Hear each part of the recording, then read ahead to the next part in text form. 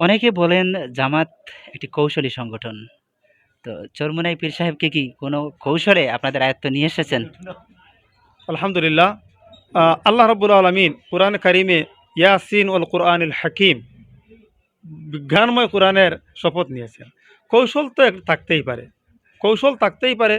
তবে যে কৌশলে রসুল করিম সাল্লাল্লাহু আলাইহি সাল্লামের হাদিস হল আল মুসলিমু মান সালিম আল মুসলিমুনা মিন লিসানিহি ওয়া ইয়াদিহি, যে এই যে কৌশল এটা থাকতে পারে। এবং যেহেতু কোরআনের ভাষায় বলা হয় যে ইন্নাহুম ইয়াকিদুনা কাইদান ও আকিদু কাইদা, কাফেররা করে ষড়যন্ত্র, আল্লাহ রাব্বুল আলামিন করেন কৌশল।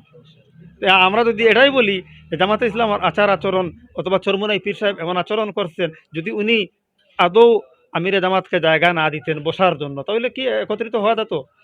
এজন্য উভয়ের স্যাক্রিফাইস আমি মনে করি যে এটাই আল্লাহ রাব্বুল আলামিনের কাছাকাছি নিয়ে আসার জন্য উভয়ের স্যাক্রিফাইস, উভয় স্যাক্রিফাইস উভয়ের করেছেন। স্যাক্রিফাইস করেছে।